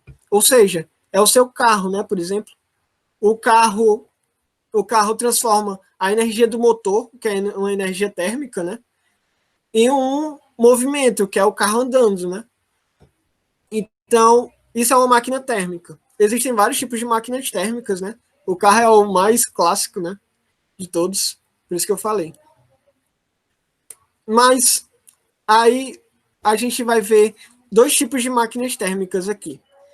Um refrigerador e um motor, como eu falei, né? E o que vai acontecer? Como funciona o motor? Eu vou explicar primeiro como funcionam as máquinas e depois vou explicar onde vai aparecer a segunda lei da termodinâmica aqui.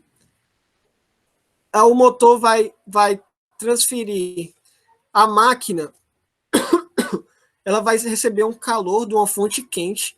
Vou explicar primeiro o que é uma fonte quente e uma fonte fria, muito importante.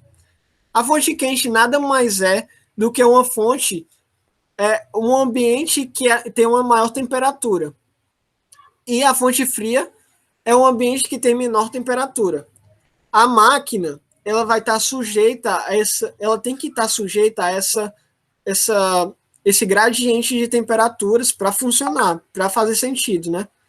Então, numa máquina térmica, é necessário que tenha uma diferença de temperaturas para a máquina existir.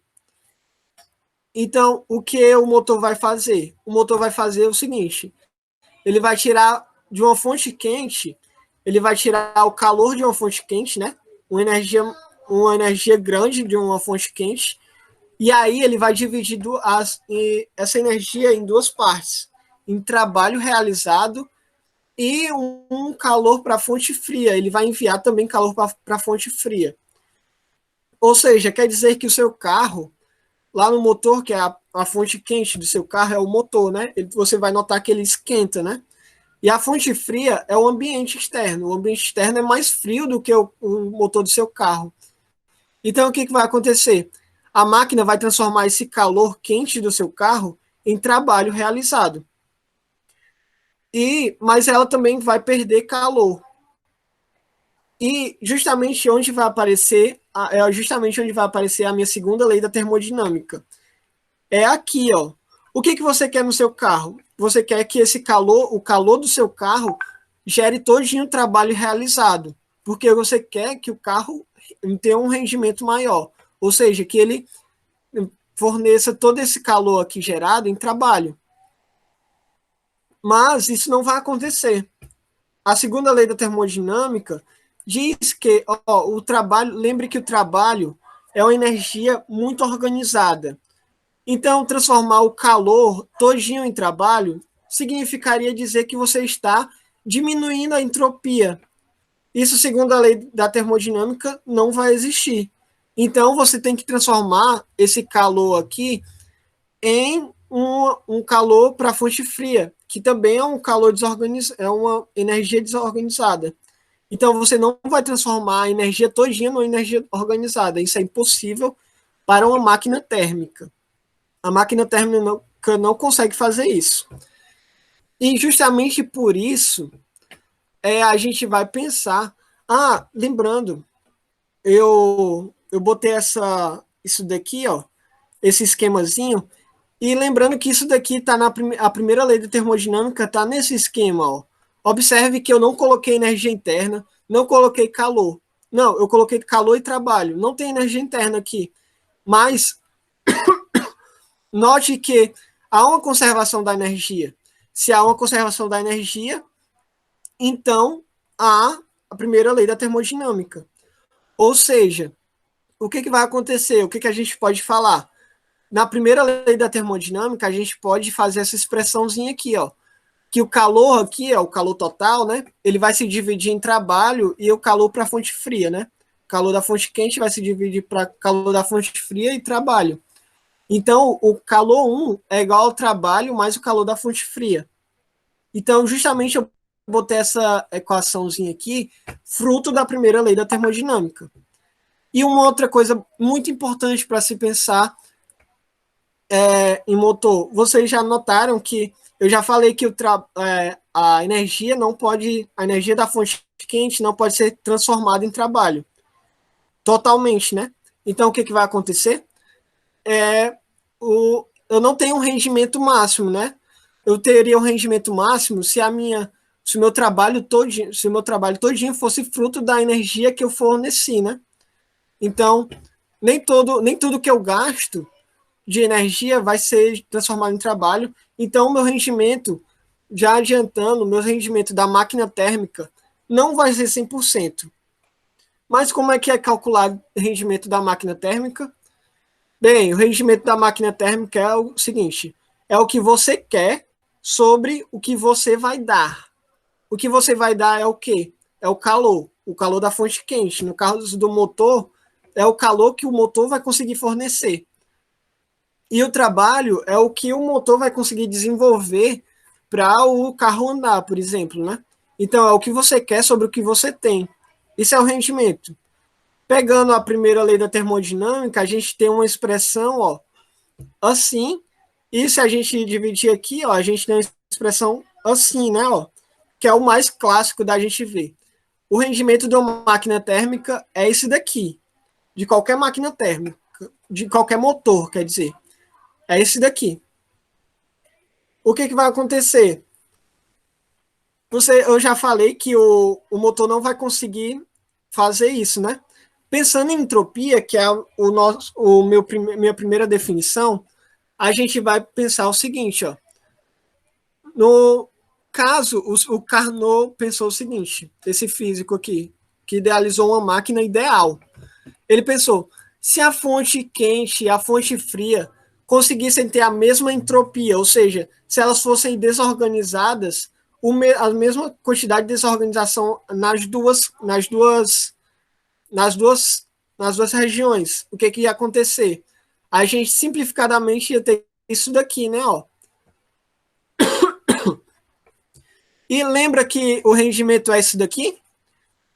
Então o Carnot pensou o seguinte: então o rendimento de uma máquina ideal, ou seja, de uma máquina com rendimento máximo, a máquina com rendimento máximo vai ser quando a fonte quente e a fonte fria têm o mesmo grau de desordem. Isso nunca vai acontecer, porque normalmente a fonte quente é muito mais desorganizada. O que vai acontecer? É só substituir aqui, ó, T1 sobre T2 vai ser igual a Q1 sobre Q2. E substituindo nessa equação do rendimento, a gente tem a fórmula do Carnot, de um rendimento de Carnot. Então, o rendimento de Carnot é esse daqui. E aí, a gente tem um gráfico que é muito importante, o gráfico PV, do ciclo de Carnot. O motor ele tem um ciclo fechado, sempre.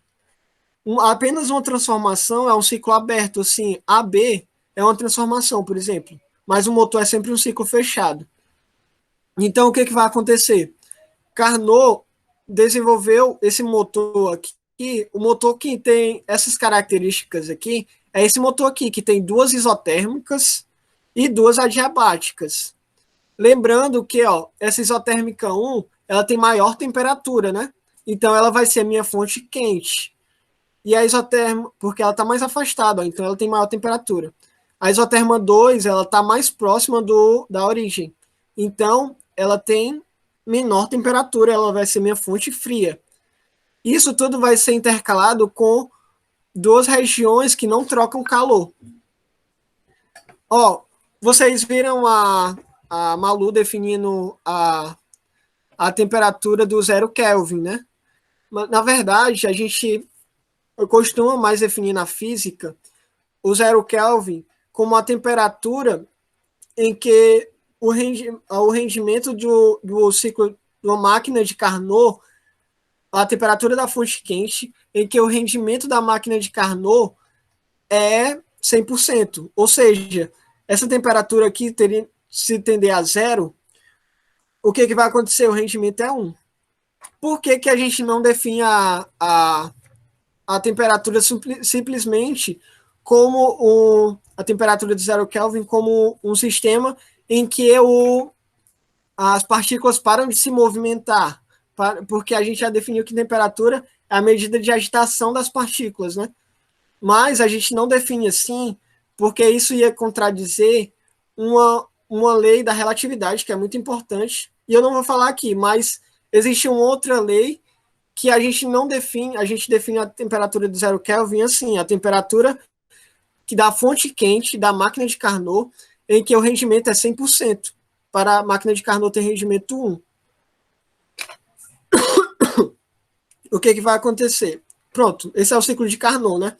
Muito relacionado à segunda lei da termodinâmica. O ciclo de Carnot é uma consequência da segunda lei da termodinâmica. Ó, vocês estão vendo aqui, essa daqui é a consequência, né? E agora a gente tem um outro sistema termodinâmico, uma outra máquina térmica, que é um refrigerador. Ele vai funcionar um pouquinho diferente do motor. O que um refrigerador faz? O refrigerador vai pegar a sua sala, vai ter a fonte quente e a fonte fria da mesma forma. E o calor sempre surge, ó. Inclusive, essa é uma forma também de enunciar a segunda lei da termodinâmica, que é justamente o que o Wesley já falou, né? O calor é a energia de trânsito do ambiente mais frio para um ambiente mais quente, né? Então, ó, isso daqui é espontâneo. É uma transformação espontânea. Não, do quente para o frio, quer dizer. Ou seja, o espontâneo é o calor vindo quente para o frio. Só que o que você quer no refrigerador? Você quer esfriar uma sala ou quer esfriar um compartimento. Então, o que você vai querer fazer? Você vai querer tirar cada vez mais temperatura, cada vez mais calor, quer dizer, você vai querer tirar cada vez mais calor do ambiente que já é uma fonte fria. Mas isso não é um modelo mais adequado, né? Porque o calor ele surge justamente de forma contrária. Ele passa do quente para o frio. Então não dá para tirar muito calor, espontaneamente não dá para tirar calor de um ambiente que já está frio. O que o motor vai fazer? Um refrigerador vai fazer? O motor vai inserir trabalho, vai forçar o calor a sair da fonte fria para uma fonte quente. No caso, se você do ar-condicionado, né? Aqui na sala, o quarto que você quer esfriar cada vez mais, o motor vai realizar um trabalho e ele vai tirar calor dessa sala que já está fria e vai jogar no ambiente externo que já está mais quente do que a sua sala fria. Então é justamente isso. Ó. Então, pela primeira lei da termodinâmica, o que vai acontecer? Se eu estiver indo muito rápido, vocês me avisam. Lembrando, eu defini calor 1 como calor da fonte quente, defini calor 2 como calor da fonte fria. Então, o que vai acontecer? Olha, observa as setas. Ó. O trabalho cedido pelo motor e o calor tirado da fonte quente vai ter que, no final, ser igual ao calor enviado para a fonte... O calor tirado da fonte fria, perdão, vai ter que ser igual ao calor que é enviado para a fonte quente. Ó. Olha as setas. Então, essas duas energias somadas vai dar essa energia aqui da fonte quente. Então, Q1 é igual ao trabalho mais o calor da fonte fria. E aqui a gente tem uma medida de rendimento um pouquinho diferente. Normalmente ele não costuma cair no Enem, mas já caiu alguns vestibulares, então eu vou falar. O rendimento da máquina térmica, o rendimento sempre é o que você quer sobre o que você está gastando, né? Então, o rendimento da máquina térmica vai ser o que você quer é tirar o calor para a fonte quente, e o que você está gastando é o trabalho do motor. Então, você tem uma expressão mais ou menos assim para eficiência, né? Esse é de eficiência, que a gente chama para diferenciar o rendimento do refrigerador do rendimento do motor. Todo refrigerador tem essa eficiência aqui, ó. Calor da fonte quente sobre a razão dos calores, sobre a variação dos calores das fontes. Então, se a gente aplicar a mesma ideia de Carnot aqui, né, pegar uma máquina, um refrigerador utópico, então a gente vai ter que a temperatura, ó, é só substituir calor por temperatura. Então a gente vai ter essa eficiência aqui, que é ao contrário da eficiência de Carnot. Nenhuma máquina, eu acabei esquecendo, mas uma coisa importante de Carnot. Carnot tem duas coisas a serem importantes, para a gente falar que são importantes. O rendimento da máquina de Carnot é o máximo, ou seja, nenhuma máquina térmica vai ter rendimento maior que a máquina de Carnot. Na verdade, tem máquinas que se aproximam à máquina de Carnot, mas ela sacrifica potência.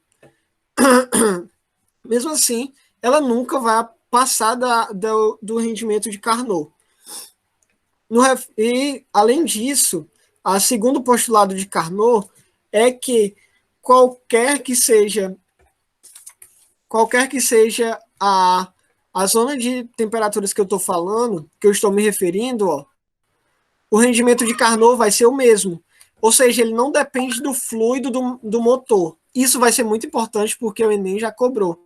Então, uma máquina de Carnot só depende da temperatura da fonte quente e da fonte fria. Não depende do fluido, não depende de como ela é construída. Se ele conseguir construir uma máquina ideal, o que vai acontecer é justamente esse rendimento de Carnot. E pronto, ó, os dois postulados de Carnot. E refrigerador. Aqui a eficiência é um pouquinho diferente. Os refrigeradores, normalmente, esse daqui é um piso, né? Na verdade, os refrigeradores têm uma eficiência maior que a eficiência ideal. O contrário da máquina, do motor, né? Pronto, é isso. Se vocês quiserem, tiver alguma parte... Essa é a parte mais complicada, eu acho. Mas se tiver alguma parte meio abstrata ainda, a gente pode falar, ou então nas questões a gente vai falando mesmo. Acho que é melhor nas questões, né? Wesley? Malu? Peraí, deixa eu deixar meu microfone mutado. Eu e o Wesley, a gente estava conversando e a gente tinha pensado em não resolver as questões ou resolver no máximo uma de cada, devido ao tempo que acabou se estendendo um pouco, entende? Ah, tudo bem. O que que tu acha disso? Por mim, tudo bem. Como a gente ainda tem aí 10 minutinhos, né? Eu tinha pensado em resolver aquela minha da escala diferenciada. Tu vai compartilhar a tela aí, Wesley? Tô fazendo isso, tô fazendo isso. Pronto. Tu acha que tem alguma questão que vale a pena comentar, assim, só por cima? Porque tá tudo resolvidinho, né? Eles vão ter acesso aos slides, mas é mais devido ao tempo mesmo. Qual é a tua? É assim, quer? Nem sei, ó. Deixa eu ver aqui. É uma que tem. Acho que tá mais pra baixo. É que a resolução é maiorzinha. Essa daí, ó. Do slide 53. Pronto. Pronto, ó. Essa aqui é aquele famoso caso que eu tinha falado pra vocês, né? Da escala avulsa, que a gente pode criar qualquer escala e se a gente tiver um parâmetro, tem como sempre criar essa transformação entre uma e outra, tá? Então, ó, vamos ler aqui. Um estudante construiu uma escala de temperatura E, atribuindo o valor 0 graus E, a temperatura equivalente a 20 graus Celsius. Pronto, a gente já tem aí uma comparação. E o valor 100 graus E, a temperatura equivalente a 104 graus Fahrenheit. Então, já tem aí outro parâmetro. Beleza que um parâmetro está em Celsius e o outro está em Fahrenheit. O ideal é eu ter dois parâmetros na mesma escala. Mas eu sei transformar de Fahrenheit para Celsius, né? Então, beleza, é como se eu tivesse dois parâmetros em Celsius. Vocês vão entender na resolução. Aí, o que ele quer saber? Quando um termômetro graduado na escala E indicar 25 graus E, outro termômetro graduado na escala Fahrenheit indicará. Pronto. Então, o que a gente vai precisar fazer? Exatamente, pode passar. Essa transformaçãozinha da nossa escala E, na nossa escala fictícia, né?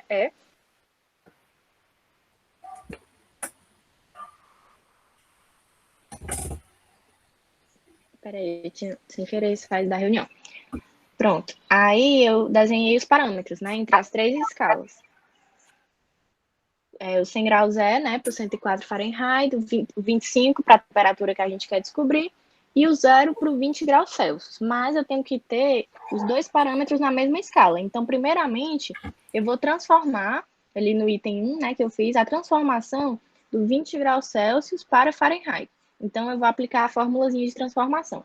TC sobre 5 é igual a TF menos 32 sobre 9. Substituo o TC por 20, que é o que eu quero saber, né, em Fahrenheit, e multiplico em x. Então, 20 vezes 9 igual a 5 vezes TF menos 32 dentro do parênteses. Aplico a distributiva, faço aí os cálculos, no final eu acho o meu TF, né? 68 graus Fahrenheit. Pronto. Beleza, aí eu já marco ali na outra escala, né? Eu redesenhei no item 2 só as duas escalas que me interessam. A gente meio que joga a escala Celsius fora porque a gente já extraiu o que precisava dela. Agora eu tenho exatamente aquela técnica do buchinho do buchão, né? Agora que eu tenho dois parâmetros em duas escalas e eu quero saber transformar de uma para outra, né? Com temperaturas avulsas. No caso, ele já me deu a temperatura, né? 25. Mas se ele pedisse só a fórmula, eu quero transformar uma temperatura em graus E para Fahrenheit, né? Então, eu botaria só o TE, no caso, certo? Não importa se é TE ou se é uma temperatura mesmo. Mas, no caso, ele já deu. Então, vamos fazer o buchinho na temperatura, na escala de graus E. 25 menos 0 está para 100 menos 0, assim como TF menos 68 está para 104 menos 68. Viu que é a mesma coisa que a gente fez quando foi demonstrar a relação entre Celsius, Fahrenheit e Kelvin. Mesma coisa. Aí fica 25 sobre 100 igual a TF menos 68 sobre 36. Simplifico o 25 e o 100, né? Fica 1 sobre 4. Multiplico em x. Resolvo os cálculos, né? E eu acho o meu TF. 77 graus F, certo? Eu falei aqui um pouco rápido essa parte da matemática, porque isso aí vocês podem olhar com calma em casa. O importante agora é a gente pegar o raciocínio da questão, tá? Entenderam? Muito importante, tá? Essa questão, não deixem de revisar. Pronto, se o Wesley quiser resolver a dele agora, É só uma vai ter ficado teórica aqui claro. rapidinho, galera. Que eu acho que é essa. Pronto. É uma teórica bem rápida aqui. E o texto ele é meio desnecessário, né? Como normalmente do Enem. Só que ele tá falando que o que acontecia é que tinha uma pessoa, certo? E que um personagem simbolizando o frio batia na porta e a pessoa dizia que ia comprar lã e cobertor para aquecer a casa dela, certo? E aí pergunto quais são as incoerências que existem aí, o que deveria ser feito para que esse comercial estivesse falando a verdade e não fosse uma incoerência, beleza? Então, o que a gente tem que saber, a primeira coisa, é que o frio, ele não entra, certo? O frio não entra. A verdade é que se tem uma região mais quente que outra, o que acontece é que a região mais quente vai ceder para calor para a região mais fria. Então, não é o contrário, não é que o frio vai para a região mais quente. É a região mais quente que libera energia para a região mais fria, certo? E outra coisa é que um cobertor e uma porta não tem, vamos assim dizer, a função de aquecer ou de esfriar algo. Por exemplo, numa garrafa térmica. Quando a gente tem uma garrafa térmica, a garrafa térmica ela não esquenta aquilo que está lá dentro e ela nem gela aquilo que está lá dentro, certo? Ela mantém a temperatura. Então, manter a temperatura, na verdade, é evitar uma troca de calor, certo? Então, na verdade, a gente está buscando o que deveria ser dito de tal forma que a função da porta e do cobertor fosse coerentemente corretamente relacionada à física, né? Então, vamos lá. A porta e os cobertores, eles vão aquecer a casa e os corpos, respectivamente? Não, eu já disse que porta e cobertor vai evitar a troca de calor, então não aquece ninguém, certo? Evitar a entrada de frio, gente, o frio não entra, certo? O quente que sai, perde calor, beleza? Item C, minimizar a perda de calor pela casa e pelos corpos? Com certeza, foi isso que eu disse, certo? O cobertor e a porta vai evitar que os corpos troquem calor para o ambiente, liberem calor, percam calor. D, diminuir a entrada do frio, eu já disse que o frio não entra e não aquece os corpos. E aquecer a casa e reduzir a perda de calor pelos corpos. Se fosse só esse comecinho aqui que tivesse mudado, estaria certo, mas eu já disse, não aquece. Tranquilo? Então a resposta correta é o item C de casa. Show? Eu vou responder a questão 7. Essa questão aí, eu vou ler bem rapidinho. Aumentar a eficiência da queima de combustível dos motores, a combustão e reduzir suas emissões de poluentes é a meta de qualquer fabricante de motores. É também o foco de uma pesquisa brasileira que envolve experimentos com plasma e o quarto estado da matéria em que está presente no processo de ignição. A iteração da faísca emitida pela vela de ignição com a molécula de combustível gera plasma que provoca uma explosão liberadora de energia que, por sua vez, faz o motor funcionar. No entanto, a busca de eficiência, vou marcar eficiência, referenciada no texto, apresenta como um fator limitante. Então, o que a gente vai falar? Tem um bocado de enrolado aí, justamente para falar que a gente está falando de um motor, a gente quer falar de eficiência e a gente quer falar disso como limitação. O que vocês vão pensar? Pensa em motor, em rendimento, que é eficiência, né? Então, você vai pensar o quê? No motor de Carnot, né? Justamente, o item que vai falar disso é justamente o item B. Um dos princípios o que vai limitar a construção daquela máquina é justamente, perdão, o princípio da termodinâmica, que é a segunda lei da termodinâmica, né? E o rendimento que ele está falando aqui da máquina ideal é a máquina de Carnot. Então, lembra, na máquina de Carnot, nenhum motor tem uma máquina menor que a máquina de Carnot. Todo motor, quer dizer, tem um rendimento menor que a máquina de Carnot. Então, a máquina de Carnot é um limite de qual as máquinas não ultrapassam. E é bom voltar para os itens, que tem... Os outros itens, na verdade, não apresentam muita dificuldade, mas eu quero falar do item E, porque é justamente a outra observação que Carnot faz, né, da máquina dele. Ele fala, o item E fala que a limitação que aqueles motores podem oferecer é justamente a temperatura que eles trabalham, porque ele lembra que o plasma é uma temperatura muito quente. Na verdade, o plasma é ele funciona numa temperatura muito quente. Mas lembra que Carnot falou que, independente do fluido, se você consegue manter uma diferença de temperaturas e funcionar uma máquina ideal, então o fluido não importa. Então, o fluido plasma não vai importar para o rendimento, como limitador do rendimento de uma máquina. Se eu conseguir construir uma máquina que opere lá no Sol, então vai dar certo, entendeu? Não é o plasma que vai impedir o rendimento de uma máquina térmica.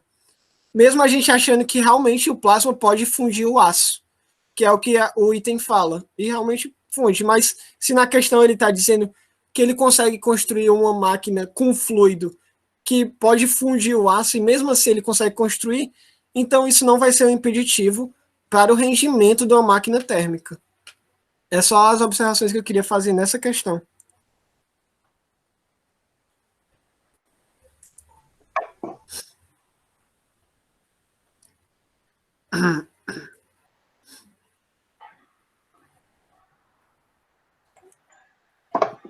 Show. Pronto, top. Malu? Pronto, pessoal. Então, nosso aulão fica por aqui, né? Vocês estão me ouvindo? Eu tô ouvindo um eco. Vocês estão me escutando direitinho? Sim. Certo. Pronto, então é isso, pessoal. Espero que vocês tenham gostado. Caso tenham alguma dúvida, podem entrar em contato com a gente, tá? Os slides vão ser disponibilizados. E é isso. Muito, muito obrigado pela presença de cada um. Parabéns, né, por ter ficado até aqui. E muito obrigado novamente. Wesley, Joab, querem dar uma palavrinha? Show, galera. Isso aí. Grande abraço para vocês e até a próxima.